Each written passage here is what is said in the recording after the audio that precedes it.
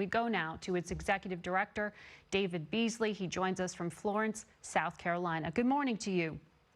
Good morning to you. That is a staggering estimate in terms of the number of people on the verge of acute hunger, and you say 270 million on the precipice of starvation. How much of this is due to the pandemic?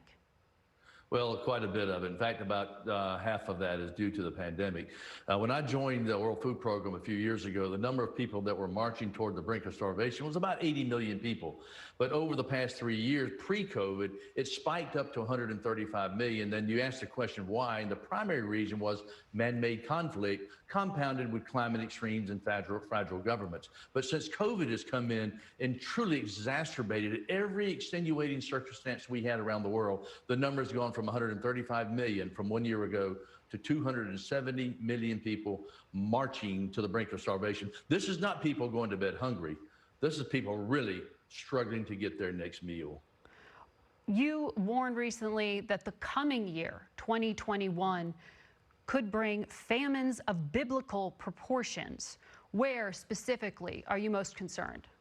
Well, there's about 36 countries now that we feed 30 million people that they depend on us 100%. We assist about 100 million people on any given day, week, or month right now around the world. We need to move that number up to about 138 million. But there are 36 countries, and you talk about specifically, let me just hit a few, Yemen, Syria, South Sudan, Northeast Nigeria, DRC, and I could keep going from country to country to country around the world. In fact, and if we don't address this, Margaret, this is what we're looking at. We're looking at famines, destabilization, and mass migration. And it's a lot cheaper to come in and prevent it and do it right. I mean, you know, if people in the United States are struggling for food, what do you imagine is happening in Niger, Burkina Faso, or South Sudan? You know, the U.S.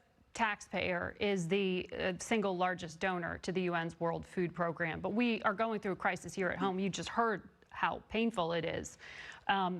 What impact do you think that economic strain is going to have on the U.S. ability to give to your organization? Well, it's extremely important. That's one of the things I'm talking with leaders around the world, especially the United States, who is our #1 donor, as well as European leaders. You know, when you go back to the Syrian war, the European leaders did not step in at the right time, at the right place, and they paid a severe price. Syria was a nation of about 20 million people. The cost of supporting a Syrian in Syria is about 50 cents per day. That same Syrian ends up in Berlin or Brussels or London is 50 to 100 euros per day. And we know that people don't want to leave home, but if they don't have food and they don't have some degree of peace and stability, they will do what any of us would do for our children. So it's a lot cheaper to come in and prevent the destabilization than it is to have war and conflict afterwards. And the United States has always been the most generous nation on earth. And I don't expect the United States to back down now, because it's going to be a lot cheaper to come in and do it right and prevent a lot of migration and a lot of destabilization and, in fact, a lot of deaths from hunger. People are dying now.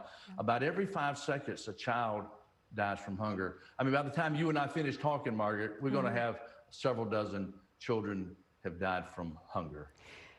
Before you were a humanitarian, you were a Republican governor in South Carolina. You were a politician, so I know you know the politics in this country right now, and you understand the complaints from President Trump in regard to the U.S. taking on too much of a burden and outsized responsibility when it comes to solving the world's problems. How do you respond to that argument now at this time of need in this country?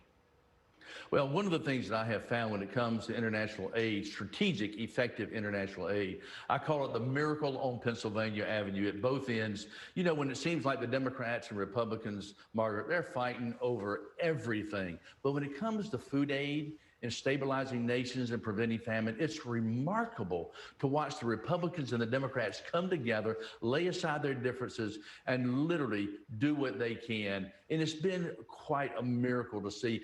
we went from about 1.9 billion when I arrived 3.5 years ago to now about almost $4 billion from the United States. And so whether you talk about Bush, Obama, or Trump, and I know Biden, we will have the support we need from Republicans and Democrats to help the needy people around the world. But this is a one-time extraordinary crisis. And we're going to have to ask the billionaires to step up in a way they've never done before. All right, Mr. Beasley, thank you for your time. Congratulations to the World Food Program on the Nobel Peace Prize you're about to receive. We'll be back in a moment.